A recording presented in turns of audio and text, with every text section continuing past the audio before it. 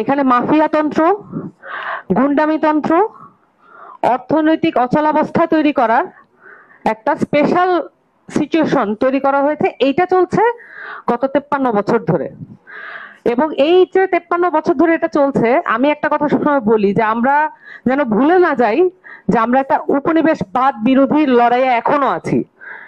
আপনার এখনো আপনাদের যত আইন আছে, আপনারা যেগুলো দিয়ে চলেন দৈনন্দিন জীবনে, এই আইনগুলো এখনো উপনিবেশের, এখনো ব্রিটিশ আমলের, এবং এগুলো আমরা পরিবর্তন করতে পারি নাই বিধায় আমাদের এখনো কোশ্চেন করতে হয় যে সনদে রাষ্ট্রপতি সাইন করবে কি করবে না, এটা কি যৌক্তিক কি অযৌক্তিক। এই যে প্রশ্নগুলো এবং এই সাংবিধানিক সংকটগুলো বারবার উঠে আসে, এটার একটা বড় কারণ হচ্ছে আমাদের যেটা হচ্ছে সামাজিক ভিত্তি। এই সামাজিক ভিত্তির যত আইনত ভিত্তি আছে, সেগুলো সবই ব্রিটিশ আমল থেকে প্রাপ্ত।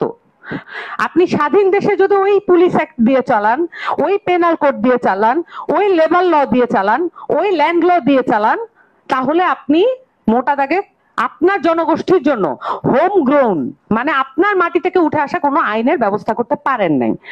আমাদের যে রাজনৈতিক অবস্থা, ধরেন আমরা আগে সবাই ক্যাম্পাসে রাজনীতি করেছি, এই গণঅভ্যুত্থানের মধ্য দিয়ে যে সুযোগটা এসেছে, এই সুযোগে কিন্তু এই দেশের তরুণরা ক্যাম্পাস থেকে সরাসরি মেইনস্ট্রিম পলিটিক্সে এসছে।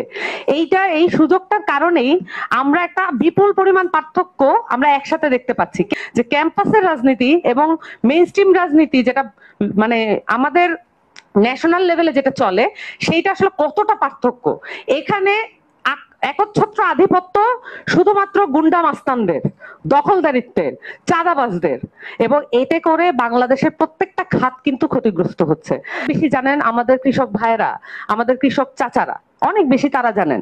তারা কিন্তু বাতাসের গতি প্রকৃতি বুঝতে পারেন, শুধুমাত্র তার গায়ে বাতাস লাগলেই, তার গায়ে রোদ লাগলেই কয়টা বাজে এটা বুঝতে পারেন। তারা সূর্য দেখে বলে দিতে পারেন এখন কোন ওয়াক্ত চলছে। এই যে তাদের যে ন্যাচারাল সেন্স, এই ন্যাচারাল সেন্সকে, এই নলেজকে আমরা কখনোই আমাদের পলিটিক্সে জায়গা করে দিতে পারি নাই। বিপ্লবী রাজনীতি অবশ্যই দরকার।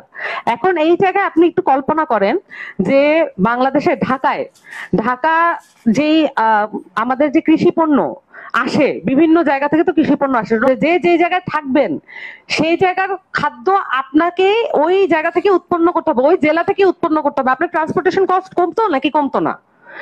কিন্তু এটা করতে দিবে না ট্রান্সপোর্টেশনের সিন্ডিকেট, এবং এটা মেইনটেইন করে পলিটিক্যাল পার্টিগুলো। আমরা পার্লামেন্ট পর্যন্ত এই কালচারটা নিয়ে যেতে চাই। যদি পার্লামেন্টে আল্লাহ আমাদের সুযোগ দেয় এবং দেশের মানুষ যদি আমাদেরকে ম্যান্ডেট দেয়, এই রাষ্ট্র কাঠামোতে, এই সরকারের ব্যবস্থায় কত রকমের সিন্ডিকেট আছে, কত রকমের বাধা আছে, কত রকমের এই লোকাল গভর্নমেন্টকে মানে শক্তিশালী না করার পিছনে কত রকমের মানে বাধা কাজ করে, এগুলো সবকিছু আমরা বলে দিতে চাই। আমরা এই প্রমিস নিয়ে আসলে পার্লামেন্ট পর্যন্ত, এটা আমাদের পার্সোনাল বা ব্যক্তিগত কোনো লোভ লালসার জায়গা না, বরঞ্চ আমরা একটা দায়িত্ব নিতে চাই। আমরা রাষ্ট্রের ক্ষমতা, এই ক্ষমতা শব্দটা আমরা আর ব্যবহার করতে চাই না। এখন কৃষকদের যে কাজের পরিধি, এবং আপনারা এটাও জানেন যে তাদের সার এবং তাদের যে বীজ, এগুলো নিয়ে বাংলাদেশের কর্পোরেট অলিগার্করা কি পরিমাণ দখলদারিত্ব করেছে, এবং এতে করে কত কৃষক আত্মহত্যা করছেন, এটা আপনারা জানেন। কৃষকদের আত্মহত্যা ঠেকাতে হলে আমাদের মতো তরুণ শিক্ষিত যারা, তাদেরকে আসলে কমিটমেন্ট রাখতে হবে। কখনোই কৃষিকে আলাদা খাত হিসেবে বিবেচনা করা যাবে না।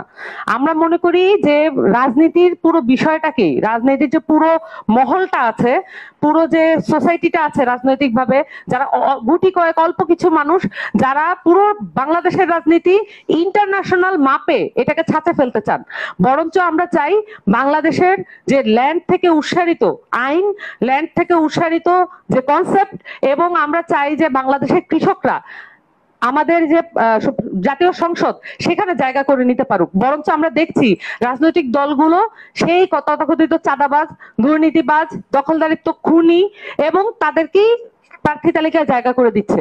বরঞ্চ আমরা চাই, এনসিপি চায় যে একজন যোগ্য কৃষক যিনি তার আইন প্রণয়নে ভূমিকা রাখতে চান, তাকে কিভাবে সংসদ পর্যন্ত নিয়ে আসা যায়।